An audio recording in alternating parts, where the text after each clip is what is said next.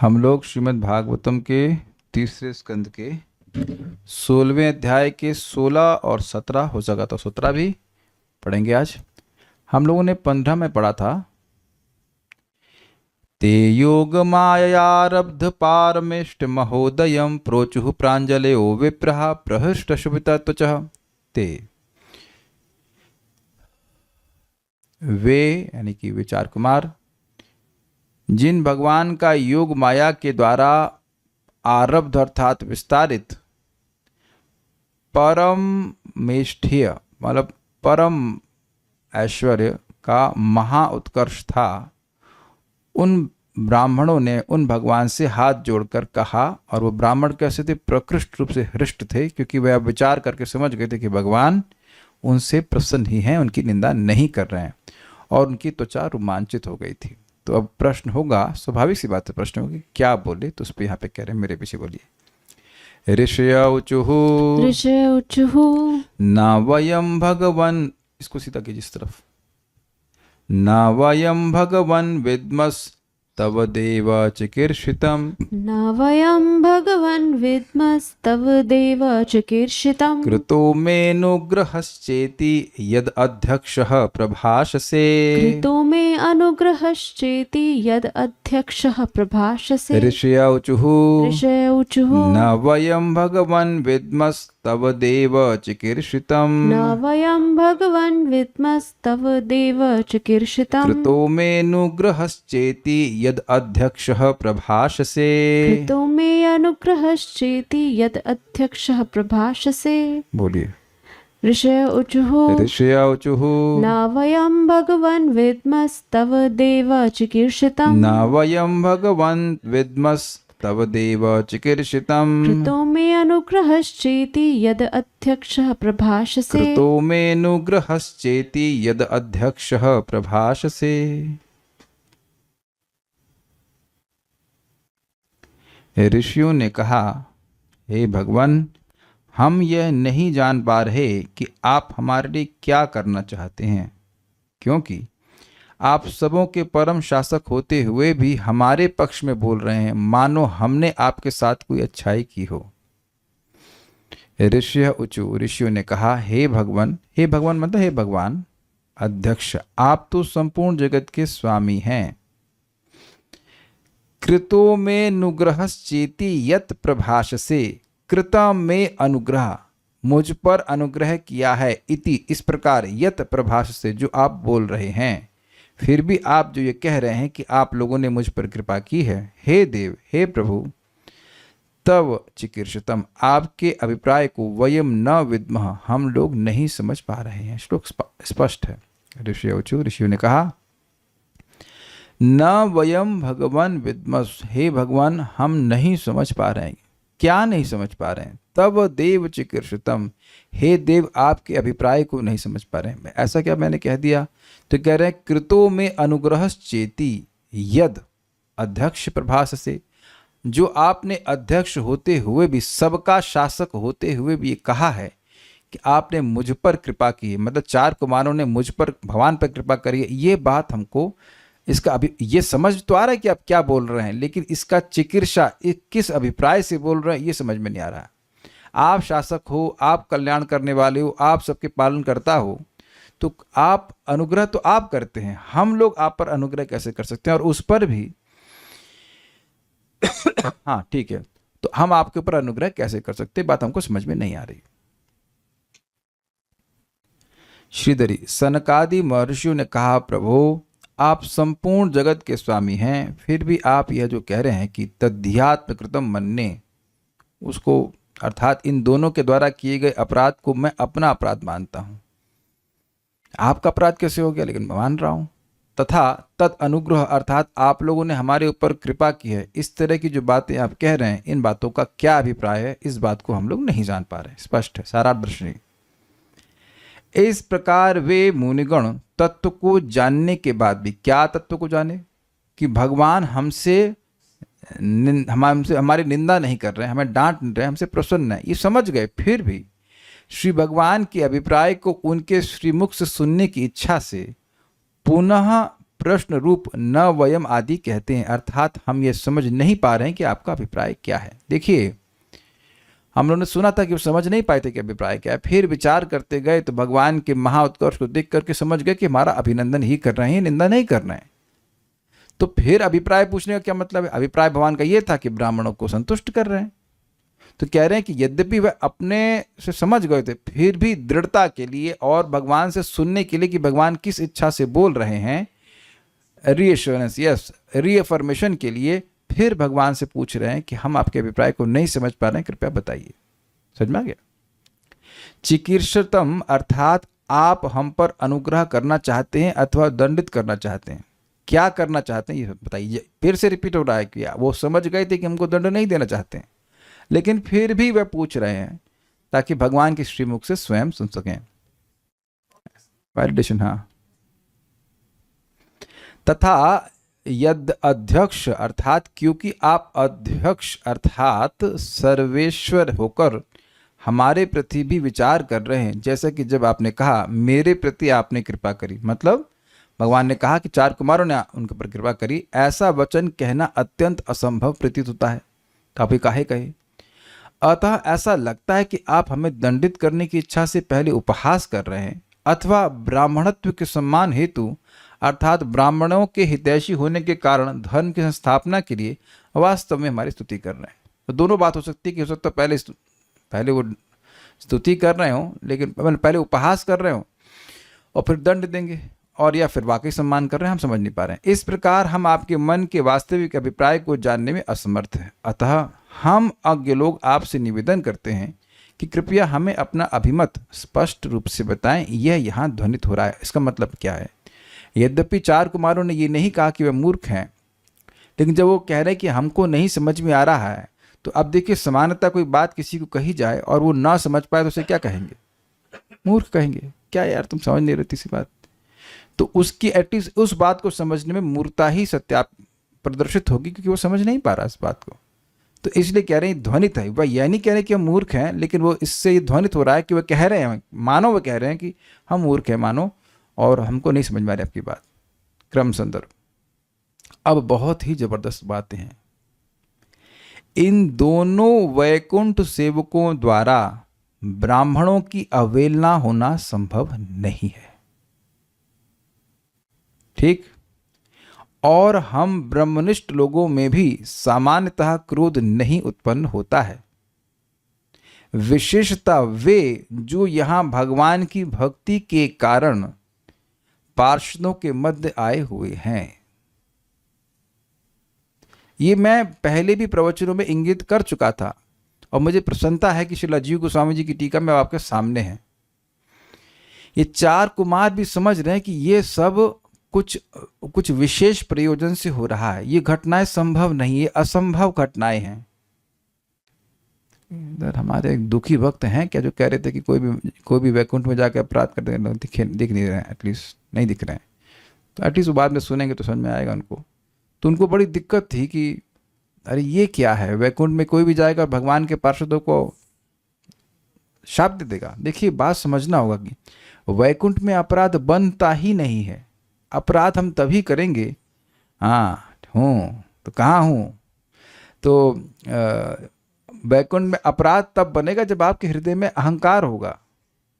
जब प्रेम ही प्रेम भरा हुआ है तो फिर अपराध कैसे करेंगे? अपराध मतलब व्यक्ति के हृदय में कुछ प्रेम का अंश नहीं है, तभी कुछ अपराध होने की संभावना है। प्रेम ही प्रेम भरा है, अफेक्शन ही है, सम्मान ही है, तो काहे अपराध हो जाएगा? ये बताइए। ये अपराध होता ही है असम्मान की भावना से, मूल बात असम्मान की है। तो ये जो घटना हुई है ये असंभव घटनाएं हैं। ये जय विजय ने जो उनको रोक दिया ये असंभव था, ऐसा हो ही नहीं सकता। पहली बात तो वैकुंठ कोई ऐसे फर्जी आदमी पहुंच ही नहीं सकता है, ये बात जय विजय को भी पता है।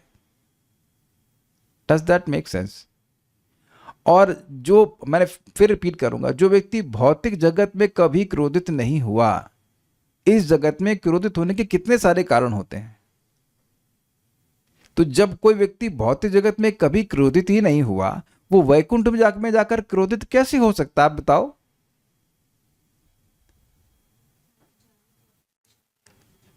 मतलब बहुत सिंपल सी बात है ना। निर्माण मोह जित संग दोषाध्यात्म नित्य विनिवृत्त कामा, जो काम से विनिवृत्त हो गए, तो अब जब काम ही नहीं, जब बड़ा भाई ही नहीं है तो छोटा भाई कैसे पैदा हो सकता है? ये थोड़ा समझने वाली बात होगी। तो ये कि भगवान की लीला के प्रयोजन की वजह से हो रहा है, और उस पर भी वो झगड़ा करने नहीं जा रहे हैं, वो भक्ति के कारण जा रहे हैं। वह पहले वैकुंठ नहीं जा रहे थे। ब्रह्मा जी से, अपने पिताजी से डैडी ने बताया कि बेटा, ब्रह्मानंद से भी करोड़ों गुना अधिक जो सुख है वह भगवान की सेवा का है, उनके दर्शन का है, उनके श्रवण कीर्तन का है। तो अब यह सुनकर उनके मन में कुछ भक्ति आई ना। अगर उस समय वो ब्रह्मवादी ही रहे होते तो भगवान के पास जाते ही क्यों? आप मंदिर जाते हैं ब्रह्म का दर्शन करने के लिए, भगवान का दर्शन करने के लिए। तो यू मस्ट अंडरस्टैंड कि जब वो भगवान को देखने गए हैं तो भक्त हैं। अब भक्त के अलग अलग लेवल हो सकते हैं, लेकिन भक्त तो थे ना, तब तो भगवान को देखने जा रहे थे। मेक सेंस ना? तो आए भी भक्ति के कारण है और आए भी भगवान के पार्षदों के बीच में। तो तीनों ही सिचुएशंस में ना तो इनकी इंटेंशन कहीं जाके शाप देने की थी, वो भक्ति से युक्त होकर के आए थे, और ना ही जय विजय के लिए संभव था कि वे ब्राह्मणों का अपमान करते हैं। ये समझ में आ गया बात? तो ये सारी बातें जो हुई हैं ये सब असंभव बातें हैं, ये हो ही नहीं सकता है। अतः ये आपकी इच्छा ही रही होगी जिसे हम नहीं जानते। समझ में? ये चिकीर्षतम की व्याख्या करते हुए कह रहे हैं कि ये सब के पीछे आप क्या करना चाहते हैं यह हमको नहीं समझ में आ रहा। This is brilliant commentary. चिकीर्षतम की व्याख्या कर रहे हैं, आप कुछ कैच कर पा रहे हैं? चिकीर्षतम का एक अर्थ था कि भाई भगवान हमें डांट रहे हैं कि हमारी निंदा कर रहे हैं, लेकिन एक और चिकीर्षतम की व्याख्या करी गई थी जीव गोस्वामी जी के द्वारा कि यह लोग नहीं समझ पा रहे कि युद्ध लीला के अभिप्राय से भगवान ये सब कार्य करवा रहे हैं।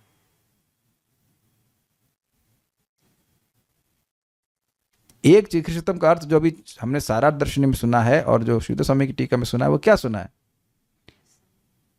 कि प्रसन्न है कि मतलब गुस्सा है, समझ नहीं आ रहा है। लेकिन एक और चिकित्सा का अर्थ है कि भगवान इस लीला से ही क्या करना चाहते हैं, संपूर्ण लीला से क्या करना चाहते हैं, ये हम नहीं समझ पा रहे हैं। क्या आप लोग समझ पा रहे हैं? वही बात हो रही है। भगवान वीर रस का आस्वादन करना चाहते हैं, ये युद्ध आगे करना चाहते हैं, युद्ध लीला करना चाहते हैं, ये और इसके लिए सब लीला हो रही है। ये सब हम नहीं समझ पा रहे हैं, ये सब हम समझ नहीं पा रहे हैं, मतलब समझ ही नहीं पा रहे हैं कि सब इसके पीछे भगवान ऐसा कर रहे हैं। ऐसा नहीं कह रहे कि युद्ध लीला कर रहे हैं हम समझ नहीं पा रहे, नहीं, वो समझ ही नहीं पा रहे कि भगवान ये करवा क्यों रहे हैं, ये सारा बवाल हो क्यों रहा है, ये सब क्यों हो रहा है।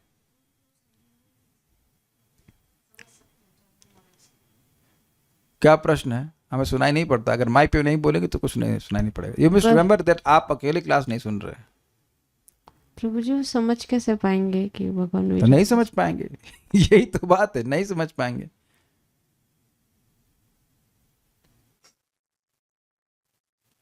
कव्योपि मोहितः, भक्ति क्या नाम है, भीष्म पितामह जी बोलते हैं कि मोहयंती कवयोपि ही, कि किस प्रयोजन से भगवान क्या करना चाहते हैं, इस संबंध में कविजन भी मोहित हो जाते हैं। इसलिए एक बात आप समझ लीजिएगा, बड़े सुंदर शिक्षा आ रही है फॉर डिवोटीज। एक शुद्ध भक्त भगवान की इच्छा को समझ न पाए लेकिन भगवान की इच्छा को स्वीकार कर लेता है। ये बहुत, हम लोग तो ऐसे हैं नहीं, लेकिन बहुत गंभीर है ये। आप हमेशा अपने या दूसरे भक्तों के जीवन में कुछ विपरीत क्यों हो रहा है उसको समझ नहीं पाएंगे, लेकिन स्वीकार कर लेते हैं भक्त, झगड़ा नहीं करते भगवान से कि भगवान गलत कर रहे हैं। बड़ी सुंदर कोटेशन हमको सुएशा माता जी ने आज भेजी थी, बहुत सुंदर, और वो इस प्रकार से है, बड़ी सुंदर है। आई एम सो इन, मतलब कोटेशन ये था, when the replacement from God arrives you will forget what you lost. When the replacement from God arrives, you will forget what you lost. अगर भगवान कुछ आपसे छीनते हैं और उसके बदले में कुछ देते हैं तो वो इतनी अच्छी वस्तु देंगे कि जो आपने खोया है वो आप भूल जाएंगे। वेदवादिनी इस बात का समर्थन करती हैं कि नहीं? आप जिस घर में बैठी हुई हैं उसको देखकर भी समर्थन नहीं करती हैं। हम जिस पिछले घर में रुके हुए थे, बड़ा अब समझ में आता कि कैसे बड़ी कठिनाई में रह रहे थे, बड़ी तपस्या कर रहे थे, और वहाँ पे मकान मालिक बोला 3 महीने बाद हम आ रहे हैं, आप खाली कर दीजिएगा, जबकि बोले थे कि 5 साल तक नहीं आएंगे। या अगर हमेशा रह लो, तो हम लोग को थोड़ा सा क्रोध भी आया और हम लोग, अरे ये क्या हो रहा है। लेकिन अगले दिन ही, next morning, I think next morning ना, अगले दिन ही भगवान ठाकुर जी इतना सुंदर हमको व्यवस्था करके दे दी है। हम बिजली भी नहीं जाती है, नेट भी है, सब सारी व्यवस्था है। तो घर वो खाली तभी याद आता जब याद करते कि अरे हाँ, तो बड़ा मुश्किल से रह रहे थे और वहां पे सोच रहे थे कहाँ जाएंगे, यहीं रहेंगे, क्या करेंगे, लाइक दैट। हमको बहुत अच्छी बात लगी। तो इतना बात समझ लें कि भक्ता नाम शम अभिप्सतः, हमेशा भगवान अपने भक्तों को आनंद ही देना चाहते हैं। यद्यपि एक स्टेज पे आपको समझ में नहीं आया कि भगवान ऐसा क्यों कर रहे हैं। नारद जी के संग देख लीजिए, 5 साल की माँ, 5 साल के थे, माँ मर गई, लेकिन उसी जन्म में देखिए कैसे भगवान के पार्षद बन गए, एक मतलब उसी जन्म के जन्मांतर में। तो खैर वापस पॉइंट पे आते हैं। अतः ये आपकी इच्छा रही होगी जिसे हम नहीं जानते हैं, लेकिन इसका विरोध नहीं कर रहे हैं। ये देख रहे हैं आप किस उद्देश्य से ये कार्य कर रहे हो, ये नहीं समझ में आ रहा है, लेकिन जैसी इच्छा हो आपकी वैसे करिए। आगे और भी ये सब बातें पुष्ट होंगी। अच्छा, जिसके कारण जो अघटनीय है वह घटित हो गया है। समझे बात? आपकी वह इच्छा जिसके द्वारा, मतलब क्या है हमको नहीं समझ में आ रहा है, लेकिन ये जो इच्छा है इसी वजह से जो असंभव है वह संभव हो गया। क्या असंभव है बताइए विद्यार्थी, क्या असंभव है बताइए? कि वैकुंठ में जाके मुनियों का क्रोध करना और उनकी भौवें दिखाना सेवकों द्वारा, और सेवकों के द्वारा ब्राह्मणों की अवज्ञा करना, और उस पर भी जो ब्राह्मण भक्ति के कारण पार्षदों के बीच में आते तब क्रोधित करना। आई एम हैप्पी कि यू डिड अंडरस्टैंड दैट। देखिए ये तरीका, जैसे अभी जो मैंने बताया वो तुरंत आपने पकड़ा, यद्यपि आपने उसे नहीं पढ़ा था। यह देख करके प्रसन्नता होती, क्योंकि चीज़ें कोई मुश्किल नहीं है। ऐसा नहीं कि बहुत कॉम्प्लिकेटेड है। हाँ, मन को यहाँ रखेंगे क्लास में तो समझ में आ जाएगा। इसलिए निवेदन है कि जब ये प्रवचन हो रहा हो तो कोई मैसेज मत चेक कीजिए, आप समझ ही नहीं पाएंगे। एक लाइन, 1 मिनट के लिए भी आप इधर गए ना तो आप समझ नहीं पाओगे बात क्या हो रही, क्योंकि मैं बहुत तेजी से जा रहा हूँ। मुझे लग रहा है कि मैं स्लो बोल रहा हूँ शायद, लेकिन जा बहुत तेजी से रहा हूँ। तो आप पूरा फोकस करेंगे तो समझ में आ जाएगा क्या बोल रहा हूँ। बाकी जो बुरी खबर है वो तो क्लास के बाद भी मिल ही जाएगी। ओके, इसका कारण कहते हैं, मतलब ये जो असंभव चीज है ये हो जा रही, इसका कारण क्या है? तो कह रहे इसका कारण कहते हैं कि आप अध्यक्ष हैं, अर्थात अंतर और बाह्य रूप से भी सर्वेश्वर होने से सब कुछ अन्यथा करने में समर्थ है। अन्यथा मतलब ऐसा नहीं हो सकता है, लेकिन अन्यथा मीन्स समथिंग एल्स हैपेंस। तो आप अंदर हमारे बैठे हुए हैं, पार्षदों के अंदर बैठे हुए, सब जगह बैठे, कुछ भी किसी को प्रेरित कर सकते हैं करने के लिए। क्या कर सकते हैं? अंदर से बाहर से सबको चला रहे हैं। अच्छा, अब बड़ी मजेदार बात है, कहते हैं यदि दोष वास्तव में हमारा ही है तो आपको पूर्ववत सब कुछ सही कर देना चाहिए। अगर आप भगवान ये कहें कि भाई मैं तो कुछ नहीं कर रहा हूं, मैंने तो कुछ नहीं किया, आप लोग गुस्सा किए, हम तो कुछ नहीं किए, तो कह रहे हैं यदि दोष हमारा ही है वास्तव में तो आपको पूर्ववत सब कुछ सही कर देना चाहिए। द्वारपालों और हमारे मन को पुनः उद्धार करके नियमित कर देना चाहिए। अब उद्धार का मतलब समझ रहे, उद्धार कहां से आ गया? देखिए, मन का क्रोध में या काम में लिप्त हो जाना, ये मन का पतन है कि नहीं? तो दोनों तरफ से क्रोध हुआ था, तो कहे भगवान एक क्षण में सारे दोनों के क्रोध को समाप्त कर सकते हैं। तो भगवान तो सबके मन को कंट्रोल करने वाले हैं, और कहेंगे अगर ये हमारी ही गलती थी तो आपके लिए इसको सेट करना बड़ा आसान था। गलती कोई बात नहीं, अरे 1 सेकंड भगवान संकल्प से सबके मन को शांत कर सकते हैं। तो दोनों का मन शांत हो जाता है और बात खत्म। क्यों? क्योंकि आप अध्यक्ष हैं। अध्यक्ष मतलब नियामक हैं, हमारे भी नियामक है, हमारे मन के भी नियामक है, आप जय विजय के भी नियामक है, उनके भी मन के नियामक है। तो दोनों के मन शांत, खत्म, बात खत्म। भाई ये तो इसी, अच्छा ये बताइए, सामान्यतः झगड़े ऐसे ही सॉल्व किए जाते हैं कि नहीं? अरे भाई शांत हो जाओ, कोई बात नहीं, ये बोला जाता है कि नहीं? दो लोग झगड़ा कर रहे होते हैं, अब पिताजी या जो श्रेष्ठ लोग आते हैं वो कहते हैं शांत हो जाओ, खत्म हो गई बात। तो भगवान के लिए तो सब इजी था। मतलब अगर ये घटना भगवान के कंट्रोल के बाहर हुई थी, अर्थात इंडिपेंडेंटली 4 कुमार क्रोधित हुए थे जिसकी वजह से जय विजय को शाप मिल रहा था, फिर भगवान प्रार्थना कर रहे हैं कि इनका शाप कम कर दीजिए, वापस आ जाएं। तो अगर ये भगवान के नियमन के बाहर होता हो, मतलब भगवान के नियम, मतलब भगवान की इच्छा से नहीं हो रहा है, आप मतलब किसी भी अन्य कारण से हो रहा है, तो भगवान उसको भी अन्यथा कर सकते हैं। जो भी घटना हो उसको सब सेटल कर देते, दोनों के मन को शांत कर देते, लेकिन ऐसा भी भगवान ने नहीं किया। आपकी इच्छा पूर्ण होनी चाहिए, क्योंकि आपने कहा कि यह आपकी मुझ पर कृपा होगी यदि मेरे पार्षद शीघ्र मेरे पास वापस आ जाएं। फिर से पढ़ते हैं, आपकी इच्छा पूर्ण होनी चाहिए क्योंकि आपने कहा कि यह आपकी मुझ पर कृपा होगी, मतलब 4 कुमारों की भगवान पर कृपा होगी यदि मेरे पार्षद शीघ्र मेरे पास वापस आ जाएं। हाँ, पॉइंट क्या है कि भगवान की इच्छा ये है कि उनके पार्षद वापस आ जाएं। तो जब उनकी इच्छा है कि उनके पार्षद वापस आ जाएं तो उन्हें जाने ही क्यों देंगे? वो पहले शांत कर देते मुनियों को। ऐसा नहीं कि भगवान जब वहां पे आए हैं तब उनको मालूम चला। भगवान तो सब जानने वाले हैं, सर्वज्ञ हैं, कहीं पे कुछ भी हो रहा है वो जानने वाले हैं। तो जैसे ही मुनियों को क्रोध आता, और अगर वह क्रोध भगवत इच्छा के बिना हुआ था तो भगवान उसको तुरंत ही शमित कर देते और जय विजय को कुछ भी नहीं होता। जैसे कि दुर्वासा मुनि को क्रोध आया था तो अम्बरीश महाराज को कुछ भी हुआ? कुछ भी नहीं हुआ, कुछ भी नहीं हुआ। वो भी ब्रह्मचारी, वो भी अखंड ब्रह्मचारी है, सब कुछ है, शिव जी के अवतार है, अंश अवतार है, कुछ भी नहीं हुआ अम्बरीश महाराज को, कुछ भी नहीं, मतलब कुछ भी नहीं। लेकिन यहां शाप, मतलब शापित हुए और उसके बाद वो भौतिक जगत पे आए भी। भाई उन्होंने भी एक कृत्या रूपी शाप ही उत्पन्न किया था ना, कि जान से ही मार दे उनको, अम्बरीश महाराज को। दुर्वासा मुनि ने किया था, इन्होंने कुछ नहीं कर पाए। सुदर्शन चक्र आया और खत्म कर दिया। और भगवान आगे बोलेंगे कि यद्यपि मैं शाप को नष्ट कर सकता हूं फिर भी मैं नहीं करना चाहता हूं। ठीक है, ओके। एक भक्त पूछ रहे हैं, जाएंगे तो ही तो वापस आएंगे। आप समझे नहीं, बात यह है कि भगवान की इच्छा के, भगवान की चिकित्सा, भगवान के कुछ आगे गेम प्लान है, उसके बिना अगर उसके बाहर या उससे स्वतंत्र होकर के 4 कुमारों ने कुछ क्रोध किया होता तो भगवान तो नहीं चाहते कि उनके पार्षद गिरे, तो वो उनके मन को शाप देने से पहले ठंडा कर देते। वो शाप देने ही नहीं देते, या शाप निष्प्रभावी होता, जो कुछ भी होता, कि भगवान अध्यक्ष हैं। तो ऐसा नहीं है कि भगवान चाहते हैं कि उनके पार्षद गिर जाए, ऐसा नहीं है। नहीं तो आप ऐसा कहते ही क्यों कि वे जल्दी से मेरे पास वापस आ जाए?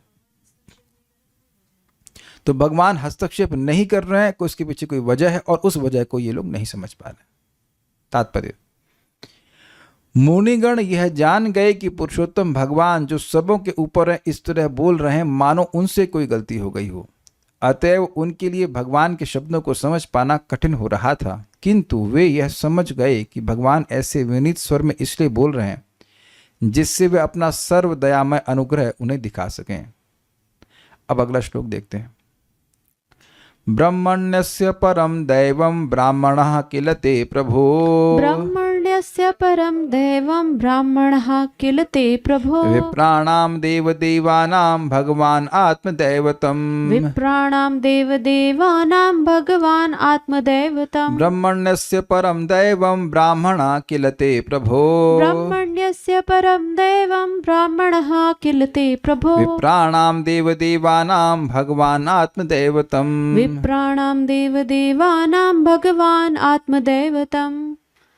ब्रह्मण्यस्य परम दैवं ब्राह्मणः किल ते प्रभो। ब्रह्मण्यस्य परम दैवं ब्राह्मणः किल ते प्रभो। विप्राणां देवदेवानां भगवान् आत्मदैवतम्। विप्राणां देवदेवानां भगवान् आत्मदैवतम्। हे प्रभु, आप ब्राह्मण संस्कृति के परम निदेशक हैं।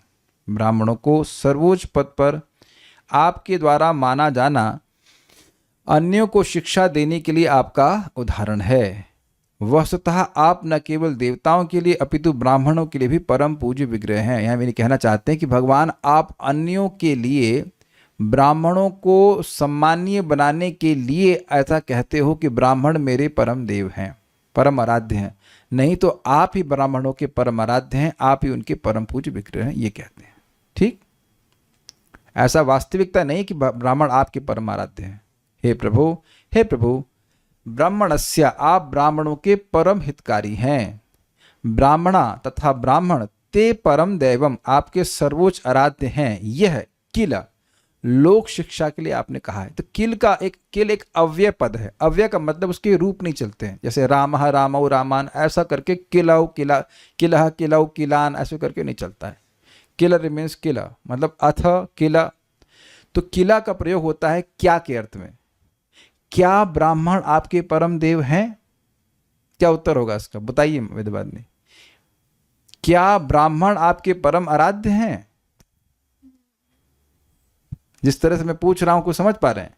नहीं, इन द सेंस भगवान के कोई देवता ब्राह्मण नहीं हो सकता। अपने देवता की सृष्टि आदमी खुद करता है क्या?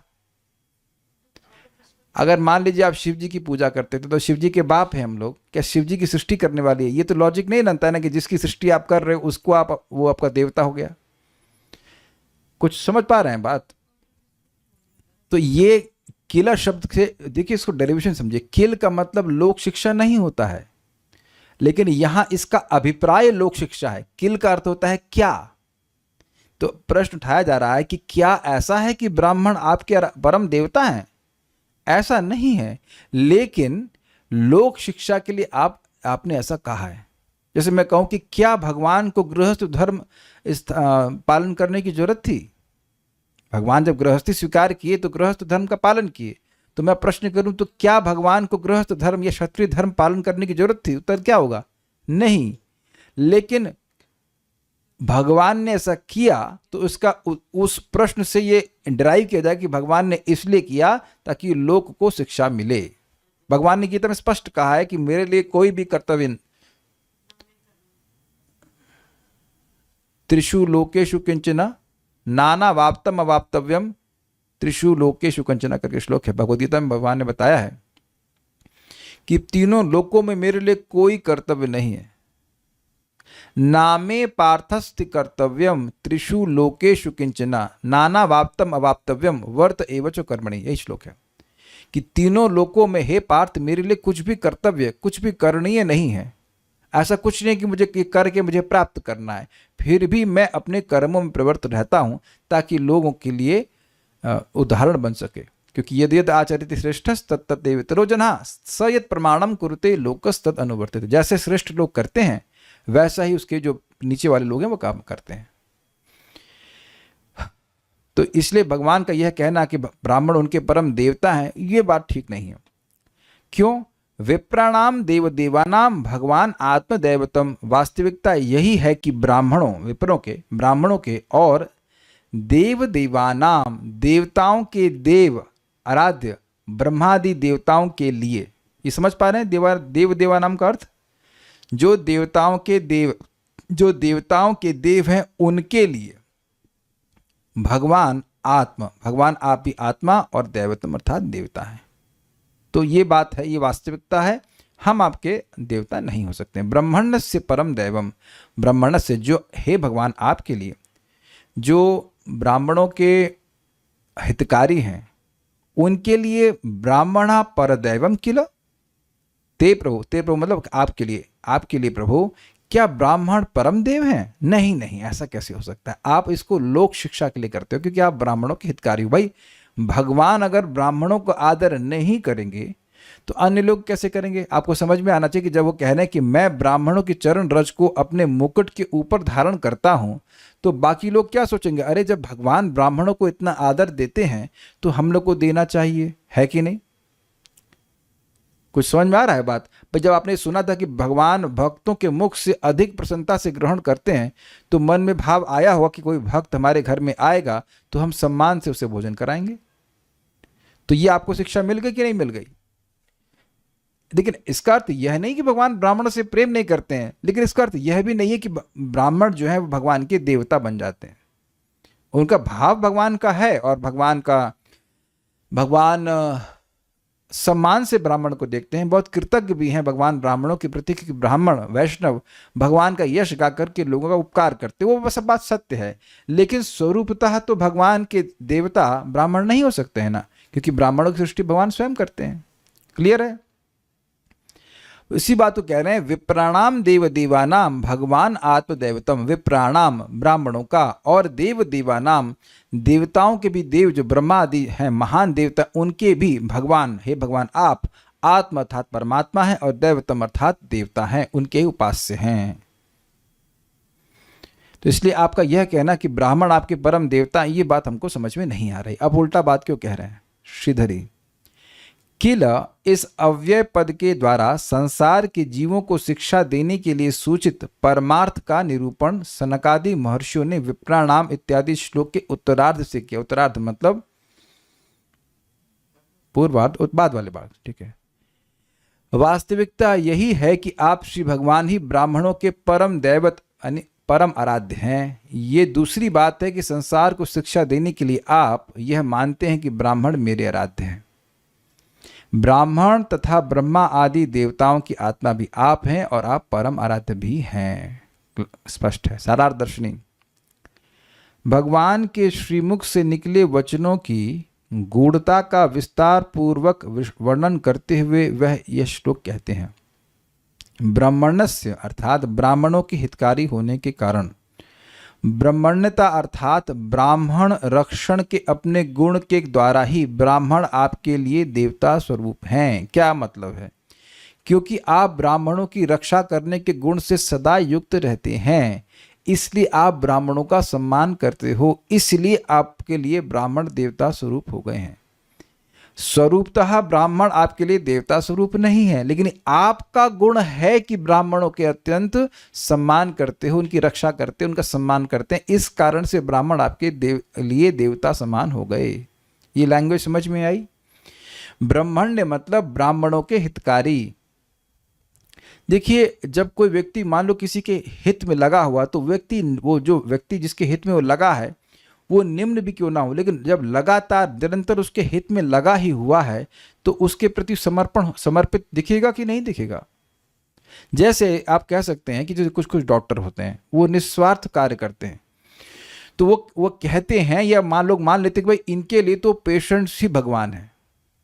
ऐसा वो बोलते, भगवान नहीं हो सकता, लेकिन इतना ज़्यादा वो हित में लगे रहते हैं, डेडिकेटेड होते हैं, तो इसकी वजह से ऐसे लोग बोल देते हैं या स्वीकार कर लेते हैं कि भाई इनके तो भगवान जो हैं ये तो पेशेंट ही हैं। ये आप मेरी लैंग्वेज समझ पा रहे हैं? ऐसे हैं, ऐसे लोग होते हैं। तो उसी प्रकार से करें कि भगवान इतना ब्राह्मणों के हित में सोचते हैं, इतना कार्य करते हैं, इतना सम्मान को देते हैं, इस कारण से ब्राह्मण देवता जैसे हो जाते हैं भगवान के लिए। अन्यथा स्वरूपतः कोई भी ब्राह्मण भगवान के लिए देवता नहीं हो सकता है। ऐसा नहीं है कि भगवान कुछ प्राप्त करने के लिए ब्राह्मणों की उपासना करनी पड़े। Is it all clear? देखिए, जैसे भगवान स्वयं नारद जी आते हैं द्वारका में, और भगवान उस समय रुक्मिणी जी के साथ होते हैं, तो वहाँ अपना स्थान छोड़ करके भी नीचे आ जाते हैं, उनके चरणों को धोते हैं, उसके बाद उनको अपने आसन में बिठाते हैं, फिर उनके चरणों को धोते हैं। रुक्मिणी जी उनको चामर धुला रही होती, किनको? नारद जी को। तो अब वो उनके ऐसा लग रहा है कि भगवान नारद जी को बिल्कुल देवता की तरह पूज रहे हैं। तो क्या नारद जी भगवान के आराध्य हो गए? क्या उत्तर है आप लोग का? तो कुछ उत्तर नहीं दे रहे हैं। हो गए ना भगवान का? भाई भगवान को चावल ढुलाया जाता है, तो अब भगवान अगर नारद जी को चावल ढुला रहे हैं तो हो गए ना उनके आराध्य देवता।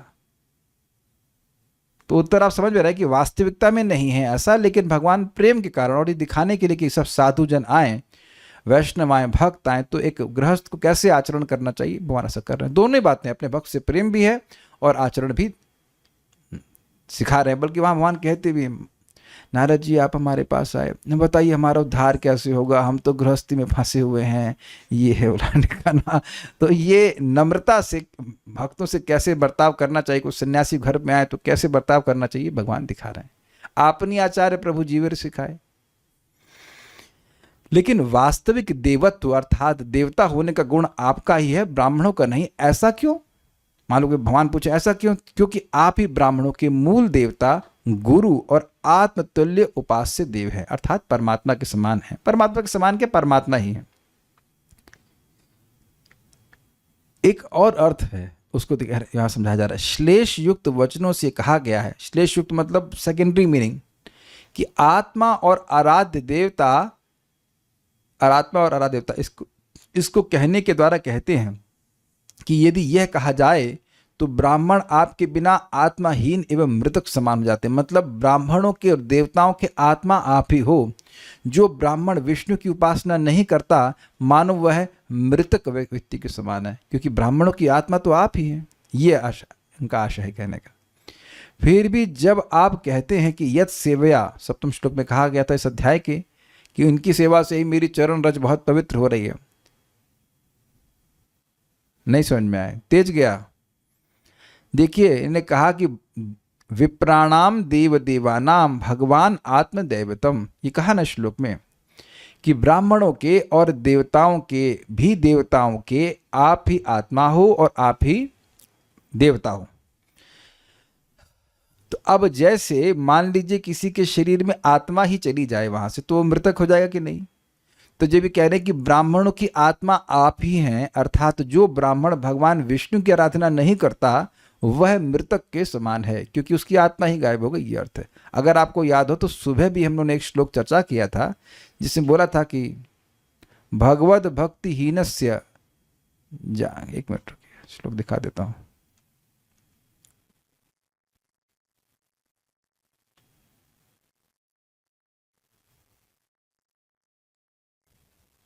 भगवद भक्तिहीनस्य जाति शास्त्रम जपस्तपः अप्राणस्यैव देहस्य मंडनम लोकरंजनम। जो भगवत भक्तिहीन है उसकी जाति अर्थात ब्राह्मण आदि जाति में श्रेष्ठ जन्म, शास्त्र, जप, तपस्या, वो कैसा है? जैसे देह हो बिना प्राण के, और उस देह का कोई मंडन करे, मतलब उसको सजाए लोगों की मनोरंजन करने के लिए। तो उम्मीद है कि बात समझ में आ गई होगी कि जो ब्राह्मण है और भगवान का भक्त नहीं तो उसमें कोई दम नहीं है। फिर भी जब आप कहते हैं कि यत सेवया, सप्तम श्लोक में, अर्थात जिन ब्राह्मणों की सेवा से आपके चरण कमलों की रज पवित्रता को प्राप्त होती है, तो क्या ये कथन सत्य है? प्रश्न उठाया जाएगा। तो क्या उत्तर है? नहीं, ऐसा कुछ नहीं। भगवान की चरण रज अपने आप पवित्र है, ये भाव है। तात्पर्य, ब्रह्म संहिता में स्पष्ट कहा गया है कि भगवान समस्त कारणों के कारण हैं। निसंदेह देवता तो अनेक हैं, किंतु उनमें प्रधान ब्रह्मा तथा शिव हैं। भगवान विष्णु ब्रह्मा तथा शिव के प्रभु हैं, तो इस भौतिक जगत में ब्राह्मणों के विषय में क्या कहा जाए? स्पष्ट है कैमुत्य से। जैसा कि भगवद गीता में कहा गया है, भगवान ब्राह्मण संस्कृति या इंद्रियों तथा मन के नियंत्रण, स्वच्छता, सहिष्णुता, शास्त्रों में श्रद्धा तथा सैद्धांतिक एवं व्यवहारिक ज्ञान के गुणों के अनुसार संपन्न सारे कार्यों के प्रति अत्यधिक अनुकूल रहते हैं। शमो दमः तपः शौचम शांतिरार्जवमेव च अहिंसा सत्यम त्याग शांतिरपैशनम, ऐसे करके श्लोक था ना, त्यागा शांतिरपैशनम। तो ये सारे गुण ब्राह्मण के थे। तो उसी बात को प्रभुपाद समझा रहे हैं। ये जो दैवीय और आसुरिक गुणों का वर्णन हुआ था उसमें कई गुण ब्राह्मणों के थे, तो उसी बात को प्रभुपाद यहाँ पे समझा रहे हैं कि जो कोई ब्राह्मण इस दैवीय गुणों से युक्त रहता है तो उसे भगवान की अत्यधिक अनुकूलता प्राप्त होती है। भगवान सबों की परमात्मा है। भगवद गीता में कहा गया है कि भगवान समस्त उद्भवों के स्रोत हैं और इस तरह भी ब्रह्मा तथा शिव के भी स्रोत हैं। तो इस प्रकार से भगवान का ये कहना कि 4 कुमारों ने अनुग्रह किया, उनकी कृपा से, उनकी सेवा से उनको भगवत्ता प्राप्त हुई है, या उनकी चरण भगवत्ता प्राप्त हुई तो नहीं कहे, लेकिन वो कहे कि चरण रज मेरी पवित्र हो गई, इसकी वजह से पूरा जगत को पवित्र करने वाली बात सत्य नहीं। भगवान के पास ये गुण अपने आप है। तो ये दोनों बातें समझ में आ रही हैं। वो स्पष्ट इस प्रकार से बोल रहे हैं ताकि भगवान क्लैरिफाई करें। Okay, so no more questions, will stop here. Shrimad Bhagavatam की जय, श्रील प्रभुपाद की जय, निताई गौर प्रेमानंदे।